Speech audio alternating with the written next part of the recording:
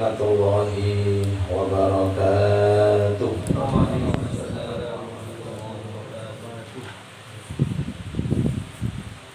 Alhamdulillah, alhamdulillahi al-karim, al-wahhab, al-mu'ti, al-mutafaddil, al-jawad, al-sami', al-basir.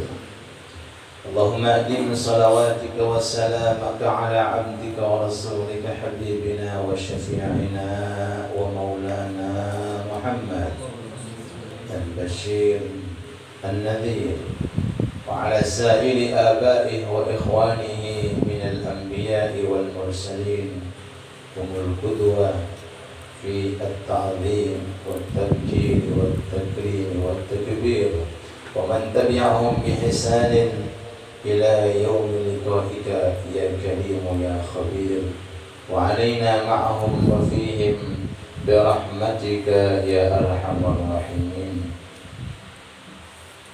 Allahumma aghnina bil ilm wa zayyinna bil hilm wa akrimna bil taqwa wa jammilna bil afiyah. Subhanaka la ilma lana illa ma 'allamtana innaka antal alimul hakim wa tub 'alaina innaka antat tawwabur rahim. Hadirin yang dirahmati Allah, sesepuh bini sepuh, seluruh jamaah majelis taklim yang berbahagia, semoga Allah mengabulkan semua hajat-hajat kita. Semoga Allah Ta'ala melancarkan segala urusan kita, dan Allah menganugerahkan kepada kita, keluarga kita, taufik dan hidayah, sehingga kita tetap dalam kondisi istiqamah untuk mencari, untuk menghadiri, dan untuk menjemput daripada rahmat Allah melalui majelis taklim, majelis ilmu. Amin ya rabbal alamin. Hadis yang ke-68, sebelum hadis yang ke-66, sebelum kita bahas tentang masalah apakah memegang kemaluan itu membatalkan wudu atau tidak, perlu kita termotivasi tentang pentingnya ilmu dan keutamaan daripada ilmu. Menurut isyarah Al-Quran, tidak ada di dunia ini yang seluas daripada ilmu. Seluasnya lautan itu ada batasnya. Luasnya dunia pun juga ada batasnya. Luasnya langit pun juga ada batasnya. Tapi kalau ilmu tidak ada luasnya, tidak ada batasnya, tidak bisa dijangkau dan tidak mungkin bisa diraih secara totalitas. Karena Allah Ta'ala di dalam Al-Quran memberikan suatu doa kepada Nabi Muhammad secara khusus dan umumnya untuk kita sebagai umat Nabi Muhammad, dengan doa Rabbi zidni, yang artinya ya Allah berikanlah aku tambahan ilmu. Berikanlah aku tambahan ilmu. Itu doa dari Allah untuk Nabi Muhammad. Dan siapa Nabi Muhammad? Alimnya orang alim, pinternya orang pinter sedunia, dunia akhirat, itu Rasulullah. Tapi masih Allah Ta'ala anjurkan untuk beliau secara khusus dan umumnya untuk kita, untuk selalu doa Rabbi zidni ilma. Kata-kata zidni ilma berarti setiap kita hadir majelis taklim, kita bukan sekedar kita tambah tahu, tapi kita tambah diri kita ini merasa betul. Setiap kita menimba ilmu, kita tahu yang belum kita tahu lebih banyak. Wahakada seterusnya. Wahakada seterusnya. Majlis demi majlis kita hadiri. Ilmu kita dapatkan, kita raih di sana, di sini. Dapat ilmu kita, iya. Tapi Dengan adanya ilmu yang kita raih, kita bisa mengetahui bahwa diri kita sebelumnya tidak tahu, dan untuk yang akan datang kita belum tahu. Ya, makanya ketika Allah Ta'ala berfirman kepada Nabi Musa, "Ya Musa, tahu kamu siapa yang paling alim di dunia? Man a'lam minka." Orang yang paling alim itu siapa? Allah bertanya kepada Nabi Musa.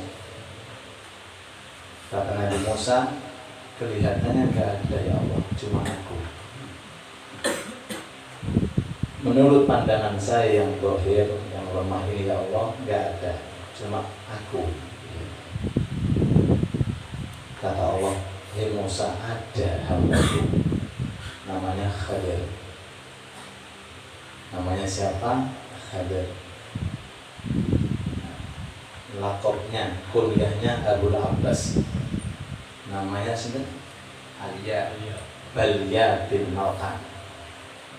Ada keterangan barang siapa yang tahu namanya, nama abahnya, kuliahnya, masuk surga.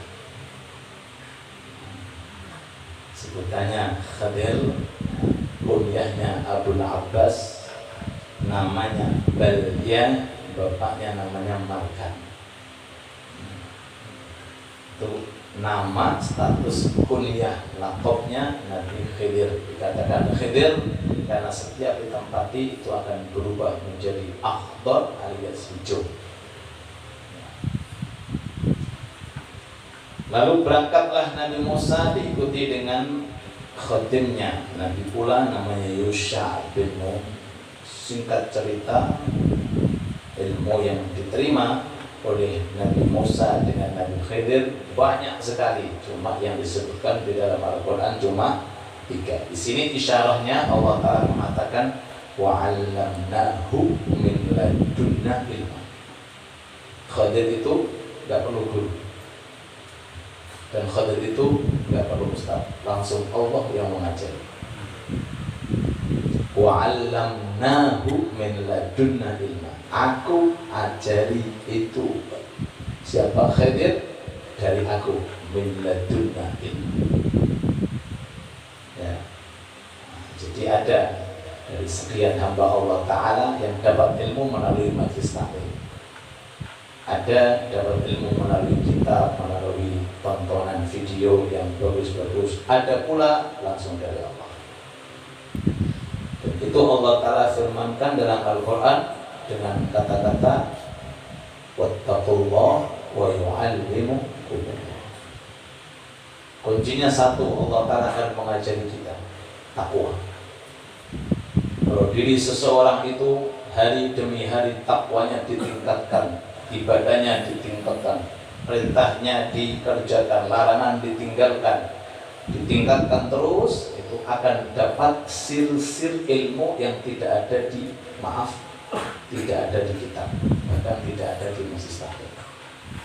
Kuncinya apa? Pembukanya wattaqullah, yaitu bertakwa kepada Allah.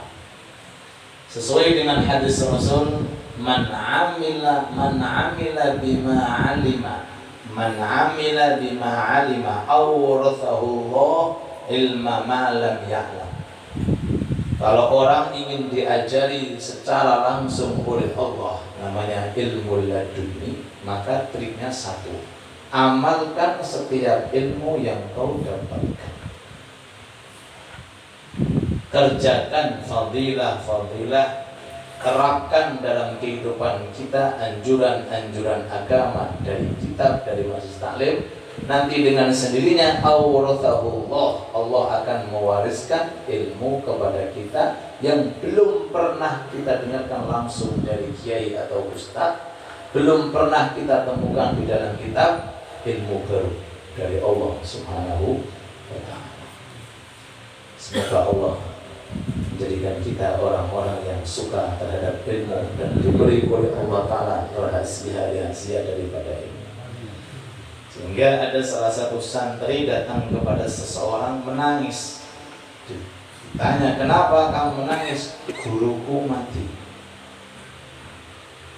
Saya punya kiai, punya guru meninggal dunia, sehingga saya nggak bisa belajar lagi.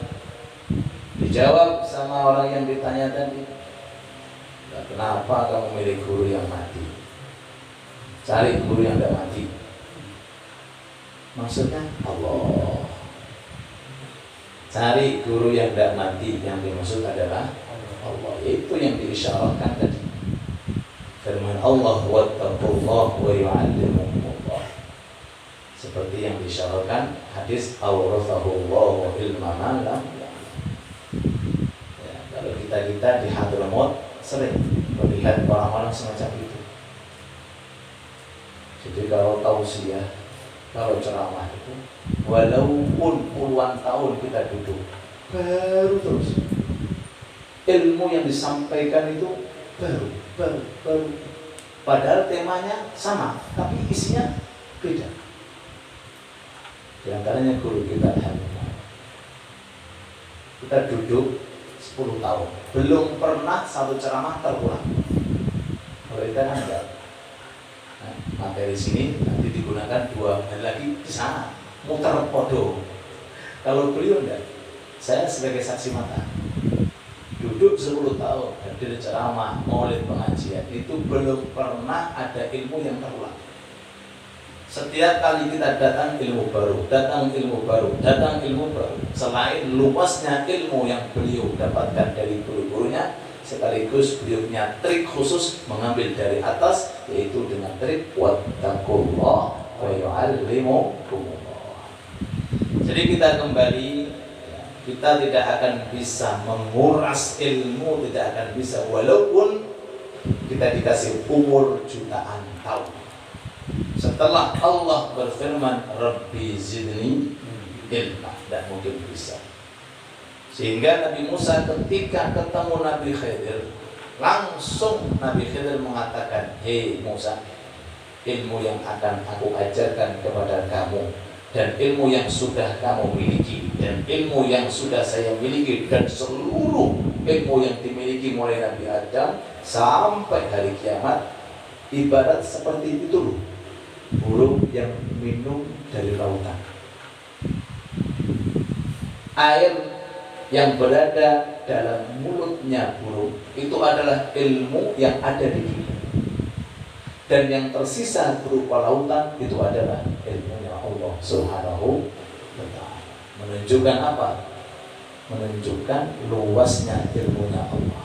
Makanya Sayyidina Syafi'i mengatakan zadani ilmi bijahli. Aku jadi orang pintar karena aku merasa bodoh. Betul.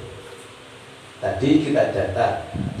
Tadi sebelum kita datang, Allah sebelum datang, jenengan sebelum datang punya ilmu. Tapi setelah ini kita punya ilmu baru yang tidak kita ketahui sebelumnya. Datang lagi besok ke majlis fulan, datang lagi ilmu baru. Sehingga dengan tidak ada tahunya beliau Imam Syafi'i dengan ilmu baru, beliau mengatakan tambahnya ilmu disebabkan karena aku merasa bodoh. Mudah-mudahan Allah berikan kepada kita ilmu yang banyak serta berkah, dan semoga kita bisa menyalurkan dan menyebarkan sesuai dengan kemampuan kita masing-masing. Rabbana inna nas'aluka ilman nafi'a. Hadis yang ke-66.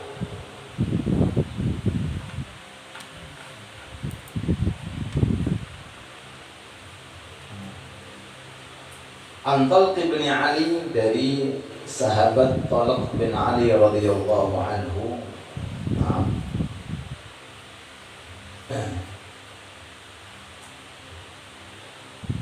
Qala, beliau berkata, qala rajulun, telah datang seseorang. Qala rajulun, telah berkata seseorang. Apa perkataannya? Masastu dzakari, aku telah memegang kemaluanku. Ini orang mengatakan aku. Auqala, atau beliau mengatakan ar-rajulu yamussu dzakara, ada orang lain telah memegang kemaluannya. Ya, yang pertama dinisbatkan pada dirinya, yang kedua riwayat dinisbatkan kepada orang lain. Intinya adalah bagaimana hukum memegang kemaluan. Au qala ar-rajulu yamassu dzakarahu, laki-laki memegang kemaluannya fi sholati ketika sholat. Alaihi wudu, apakah dia harus wudu? Paham ya? Jadi apa yang ditanyakan? Orang sholat kemudian terpegang kemaluannya atau dia memegang kemaluannya, apakah sholatnya batal? Dengan arti apakah dia harus wudu kemudian mengganti sholatnya, apakah dengan memegang itu wudunya batal? Sallallahu alaihi Muhammad. Faqala Nabi, maka Nabi berkata, Nabi Muhammad alaihi salatu wassalam bersabda dalam sisi riwayat, lah, enggak batal. Sisi hadis mengatakan lah, enggak batal. Di sini hadisnya tanpa ada la, innama huwa, itu maksudnya kemaluan, bid'atun minka, sepotong dari kamu. Maksudnya bagaimana? Tubuh kamu seperti hanya kamu megang tangan, megang kaki, megang kepala, batal enggak? Enggak, sudah enggak batal. Nah, paham? Jadi Rasulullah menjawab dengan jawaban tidak usah wudu. Alasannya itu sebagian daripada tubuh kamu. Nah, ini hadis kalau kita artikan seperti ini, tapi kalau kita lihat penjelasan di dalam syarah-syarah hadis, ternyata di dalam masalah ini ada perbedaan pendapat. Sebelum kita terangkan, langsung nyambung hadis setelahnya, karena dengan hadis setelahnya terjadilah suatu perbedaan. An Busrah bin Safwan, dari sahabat perempuan Busrah bin Safwan radhiyallahu anha, anna Rasulullah, sesungguhnya Nabi Muhammad alaihi salatu wassalam bersabda, sallu ala Nabi Muhammad, man massa dzakara falyatawaddo, barang siapa yang memegang kemaluannya maka wajib wudu. Ya. Imam Bukhari mengatakan huwa as-sahhu syai'in fi hadzal bab. Ini adalah di antara hadis yang paling sahih terkait tentang bab memegang kemaluan. Berarti ada dua hadis, beda arti, beda makna. Hadis yang pertama menunjukkan bahwa memegang kemaluan tidak membatalkan wudu. Hadis yang kedua membatalkan daripada wudu. Pakai yang mana? Yang pertama atau yang kedua?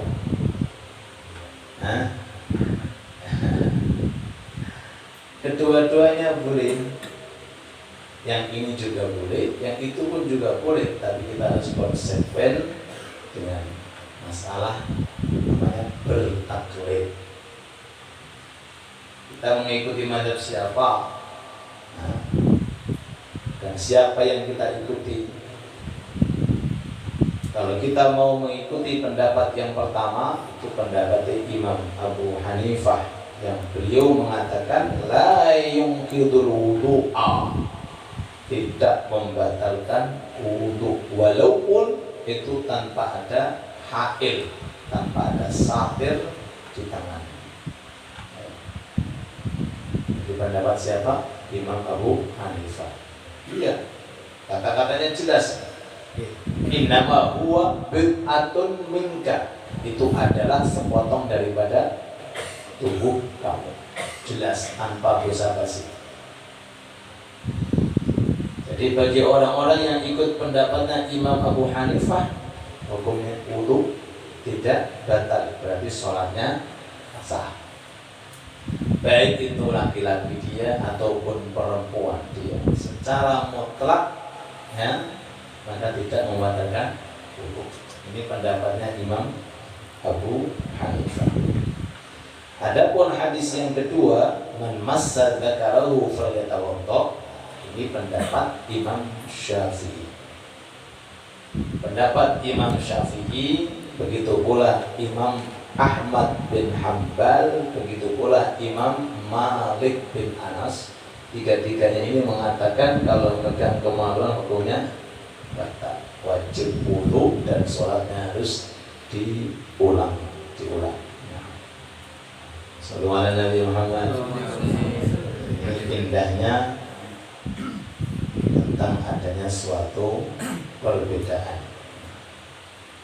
Seseorang harus konsisten dengan pendapatnya, kecuali kalau dalam kondisi darurat, maka ad-darurah tubihul mahdhurat. Kalau dengan darurat maka diperbolehkan orang itu keluar dari mazhab.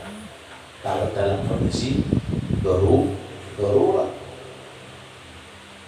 seperti contohnya seandainya setelah wudu kemudian tersentuh atau menyentuh, tiba-tiba setelah itu nggak ada air, mungkin nggak ada debu, mungkin air nggak, debu nggak, udah sholat pakai pendapat Imam Abu Hanifah. Ya, makanya setiap kali kita wudu diperhatikan wudu secara komplit dengan madhab 4. Itu bukan hanya khusus ketika kita dalam kondisi haji. Kalau bisa, walaupun tidak haji, setiap saat wudunya itu harus komplit dengan 4 madhab, dan itu sangat sunnah menurut madhab Imam Syafi'i. Niat harus nawaitul wudu'a raf'il hadasi seterusnya. Kumur-kumur harus masukkan air ke hidung, harus apalagi mengusap semua rambut, harus menggosok-gosok pada anggota yang dibasuh atau diusap harus. Kalau sudah ini, sudah nanti wudu pakai 4 madhab.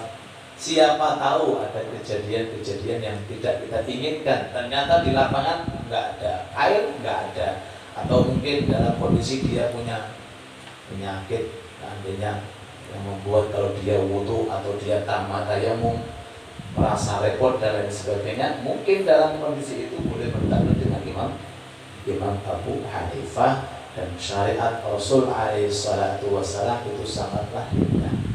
Jadi ini keterangan pernah guru kita Habib Umar cerita dalam rohah saat itu, dalam mengajarkan para pelajarnya, ada orang fanatik dengan madhabnya, fanatik pokoknya kudu Syafi'i atau pokoknya kudu harus itu, gak mau yang lainnya, pokoknya fanatik ya. Kemudian dia mimpi, dalam mimpinya seakan-akan dia tawaf. Dalam tawaf dia memegang, wudu lagi, masuk lagi ke tawaf, setelah wudu dipegang. Pokoknya dia fanatik dengan madhab. Nah, singkat cerita dalam mimpinya, lalu kemudian ketika keluar dari tempat tawaf ketemu dengan orang ganteng, cakep. Mau kemana kamu? Saya mau wudu, saya pakai madhab Syafi'i. Sudah, kamu tawaf. Saya ini Syafi'i, saya ini Muhammad. Aku ini Rasulullah. Masuk. Aku ini Rasulullah. Langsung bangun sudah, tidak fanatik dengan madhab, tapi tetap konsisten dengan madhab. Bahkan dalam kitab diterangkan ada orang ketemu dengan Rasul alaihi salatu wassalam. Banyak cerita semacam ini. Ayo ikhwan, kapan kita ketemu Rasul? Mata kita ini harus kita jaga, lisan kita harus kita jaga, persiapkan diri kita untuk bisa ketemu dengan Rasul. Dengan apa? Banyak sholawat. Dengan apa? Banyak amalan-amalan Rasul. Dengan apa? Rahmat dengan umatnya. 3 tok ini sebenarnya mudah. Perbanyak sholawat terus. Yang kedua, sunnah walaupun yang ringan yang sering saya sampaikan. Nanti keluar sandalnya pakai yang mana, kanan atau kiri? Keluar dari pintu gerbang mana, kanan? Yang itu yang paling penting, yang ringan dulu. Apalagi dengan sholatnya, apalagi dengan tahajudnya. Yang ketiga, jangan punya benci dengan umat Nabi Muhammad. Itu cok. Walaupun maksiatnya seperti apa, bahkan kafir pun dia, non muslim pun dia jangan punya benci zatnya, tapi benci kekufuran dan benci terhadap kemaksiatan.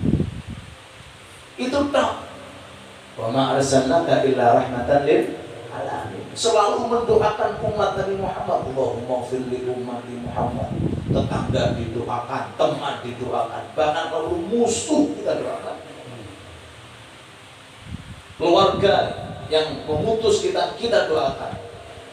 Ada tetangga yang mencaci kita doakan. Pokoknya semuanya masuk Allahumma fir li ummati Muhammad. Semua kita doakan. Itu yang membuat cepat, bukan ilmu, bukan kepandaian. Banyak orang alim pintar itu tapi di lockdown sama Rasulullah, nggak mau ketemu Rasulullah. Kenapa? Karena mencaci, menghina. Orang sedikit dengan pendapat yang nggak cocok, udah putus hubungan. Ketemu dengan Rasul dalam mimpinya, lalu bertanya, ya Rasulullah, bagaimana pendapat kamu? Apakah basmalah itu termasuk ayat Fatihah? Basmalah, apakah termasuk ayat Fatihah? Kata Rasulullah, iya.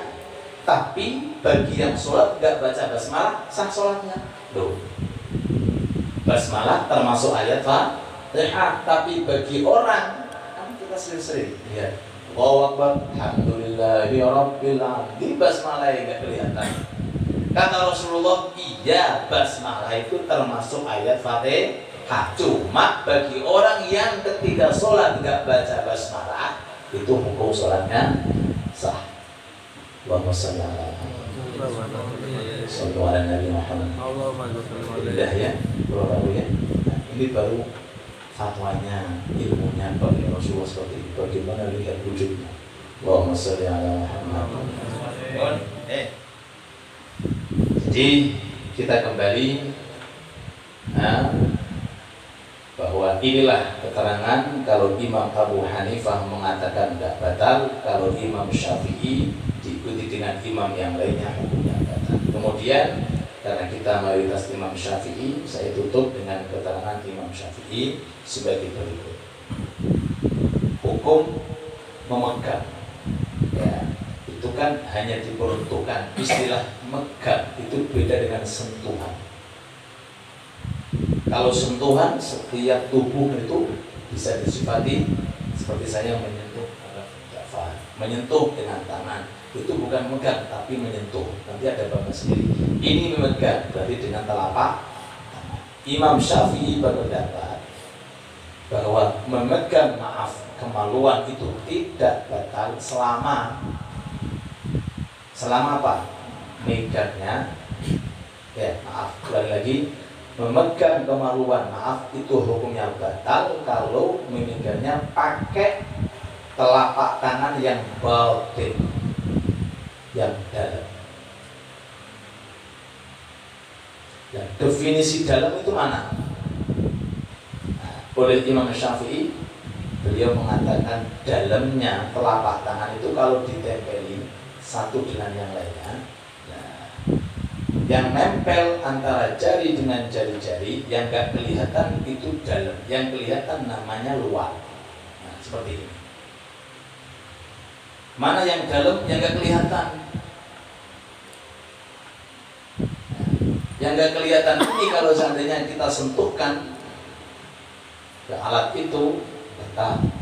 Tapi yang keluar yang kelihatan namanya zahir, luar. Jadi kalau seandainya tersentuh atau kesentuh dengan ini luarnya telapak tangan bagian luar, nggak batal. Atau yang ujungnya pas, kepalanya sini, jari-jari juga nggak batal. Atau pinggir-pinggirannya juga nggak batal. Ketika diginikan lalu kemudian dibalik.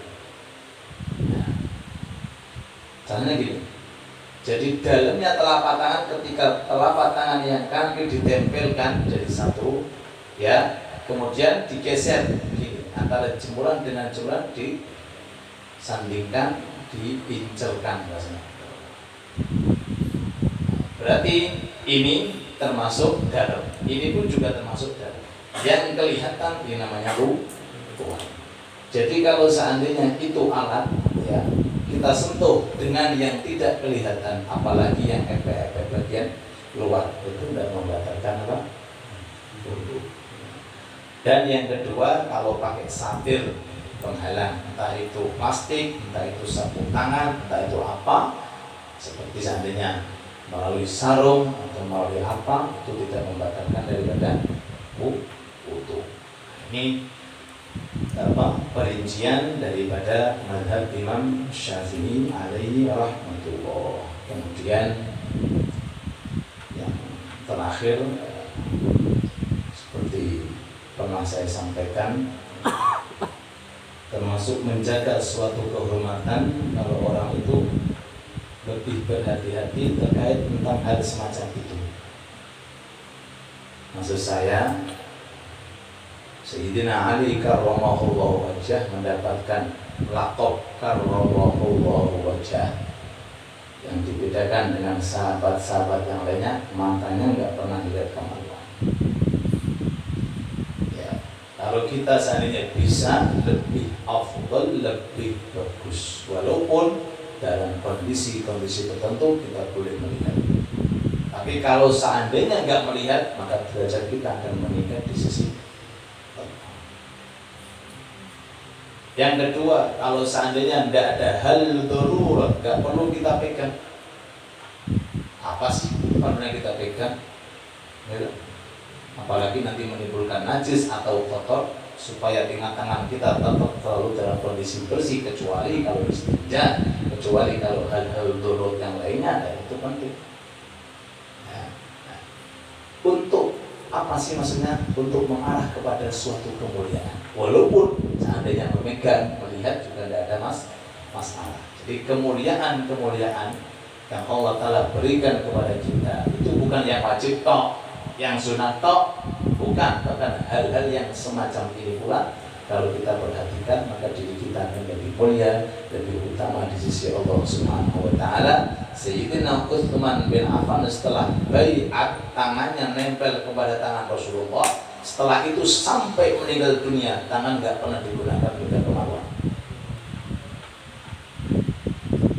Kita megang Quran tiap hari, kita megang kitab tiap hari, kita megang ini tiap hari. Usahakan boleh memegang, tapi dalam kondisi darurat dan hajat-hajat tertentu. Semoga Allah meningkatkan derajat kita dan memuliakan diri kita, dan semoga Allah menjadikan kita orang-orang yang cinta kepada ilmu dan cinta kepada para ulama. Amin amin ya rabbal alamin. Waktu sudah masuk, mungkin ada pertanyaan. Yang mazhab Syafi'i yang memegang, tapi kalau tidak sengaja, misalnya pegang sarung tapi kesenggol, tapi itu bagian dalam, itu membatalkan atau tidak sengaja? Terima kasih pertanyaan terkait tentang masalah menyentuh, apakah sengaja atau tidak sengaja. Ya. Untuk masalah ini mungkin ada keterangan tambahan. Ada perbedaan antara masalah tersentuh dengan perempuan dengan tersentuh dengan kemaluan. Kalau tersentuh dengan perempuan, artinya perempuan yang memegang kita, itu di dalam mazhab Syafi'i qaul lemah, tidak batal. Tapi kalau ini batal. Baik, maaf, itu milik kita sendiri. Baik itu maaf, milik orang lain. Baik itu secara sengaja ataupun tidak sengaja, semuanya menurut mazhab Syafi'i, Imam Syafi'i, kalau dengan batinnya telapak tangan hukumnya batal. Batal. Ya, kemaluan. Tapi kalau terkait tentang memegang perempuan, itu pendapat Imam Syafi'i ada dua.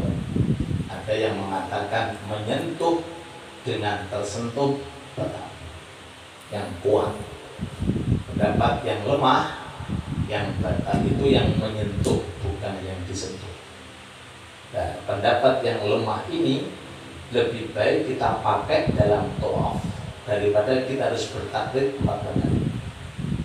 Alasannya, selama ada pendapat walaupun lemah di dalam mazhab kita, itu lebih baik daripada kita bertaklid pada mazhab yang lain, tanpa menyalahkan orang untuk bertaklid. Indahnya Imam Syafi'i, beliau mengatakan, madhabi sahih walakin yahtamiluhul khata'. Pendapatku ini benar, cuma masih ada yang salah, mungkin ada yang belum. Beliau mengatakan madhabku ini benar, tapi kemungkinan ada yang berbeda selain aku, mungkin ada di luar ya. Terus beliau mengatakan madhabu ghairi khata' yahtamiluhu sahih. Madhab selain aku salah, tapi mungkin juga benar.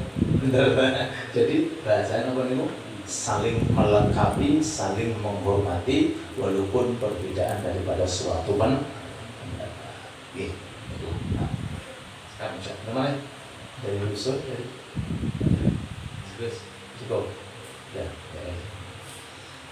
Allah berikan kepada kita istiqamah untuk belajar menimba ilmu. Ya Allah, berikanlah ya Allah, berikanlah kepada kami dan keluarga kami rasa lezat nikmat untuk menimba ilmu, sebagaimana Kau berikan kepada Al-Imam Syafi'i, sebagaimana Kau berikan kepada Al-Imam Malik, sebagaimana Kau berikan kepada Al-Imam Abu Hanifah, sebagaimana Kau berikan kepada Imam Ahmad bin Hanbal. Berikanlah pula kepada kami dan anak cucu kami, keturunan kami, keluarga kami, ya Allah. Berikan kepada kerabat kami, berikan kepada teman-teman kami, berikan kepada sahabat kami, kepada pelajar kami, berikan kepada tetangga kami, berikan kepada seluruh umat muslim, umatnya Nabi Muhammad sallallahu alaihi wasallam. Rabbana atina fid dunya hasanah wa fil akhirati hasanah wa qina adzabannar. Walhamdulillahi rabbil alamin. Mohon bantuan Fatihah untuk almarhum kakaknya ibu. Nah, itulah apa tentang kematian. Gak ada yang tahu kecuali Allah. Baru berangkat beberapa hari tadi malam meninggal dunia. Mohon bantuan Al-Fatihah dan doa kepada beliau. Al-Fatihah wa jami'il anbiya wal mursalin wal awliya wasyuhada as-salihin. وإلى أرواح أموات المسلمين عامة وأمواتنا خاصة. وإلى رحم اجتمعنا بسببه المرحوم مكروس ابن صالح بن الحجي محفوظ صالح أن الله تعالى يتغشانا وإياه بالرحمة والمغفرة ويرزقنا وإياه حسن الخاتمة ويجعل قبورنا وقبره روضة من رياض الجنة ولا تجعل قبورنا وقبره كفرا من حفظ النار. اللهم اغفر له وارحمه وعافيه واعف عنه. اللهم لا تحرمنا اجره ولا تفتنا بعده واغفر لنا وله.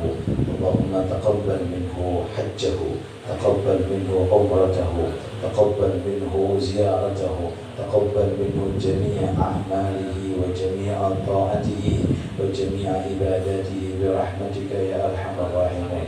اللهم أدخل في قبره أسرار الصلاة وأسرار الصوم وأسرار الحج وأسرار العمرة، واجعل حجه حجا مبرورا، سعيه سعيا مشكورا، وتجارته تجارة لن تبورا. اللهم احشرنا وإياه يوم القيامة في المحشر في زمرة الحجاج وفي زمرة المعتمرين مع سيدهم ومولاهم حبيبنا وشفيعنا محمد والأنبياء والمرسلين والملائكة المقربين والأولياء والشهداء والصالحين. ارزقنا وإياه حسن الخاتمة، ارزقنا وإياه حسن الخاتمة، وجميع أموات المسلمين في مكة وفي المدينة وجميع أموات المسلمين في سائر البقاع الإسلامية. ربنا آتنا في الدنيا حسنة وفي الآخرة حسنة وقنا عذاب النار. وصلى الله على سيدنا ونبينا محمد وعلى آله وصحبه وسلم. سبحان ربك رب العزة عما يصفون وسلام على المرسلين والحمد لله رب العالمين. آمين. بسم الفاتحة.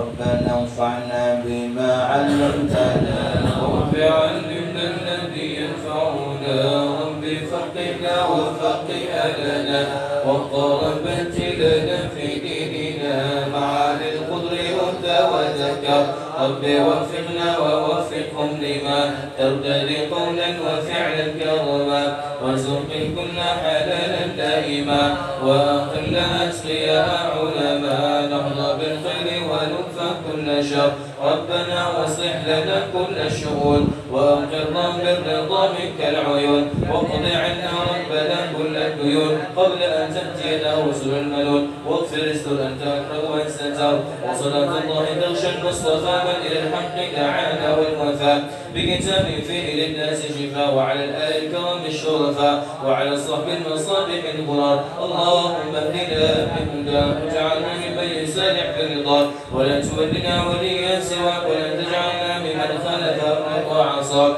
وصلى الله على سيدنا محمد وعلى آله وصحبه وسلم يا ربنا اعترفنا بأننا اقترفنا وأننا أسرفنا على لقى أشرفنا فتب علينا توبا اغسل لكل حوبا واستر لنا العورات وآمن الروعات واغفر لوالدينا رب ومولودينا والآل والإخوان وسائر الخلان وكل ذي محبة أو جيرة أو صحبة والمسلمين أجمع آمين يا رب اسمع فضلا وجودا منا لا باكتساب منا بالمصطفى الرسول نرضى بكل سول بالمصطفى الرسول نرضى بكل سول بالمصطفى الرسول نرضى بكل سول صلى وسلم ربي عليه عد الحب وآله وصحبه عدد طش الصحب والحمد لله في البدء والتلاهي مولاي صل وسلم دائما أبدا على حبيبك خير الخلق كلهم هو الحبيب الذي ترجى شفاعته لكل حول من الأهوال مقتحم يا رب بالمصطفى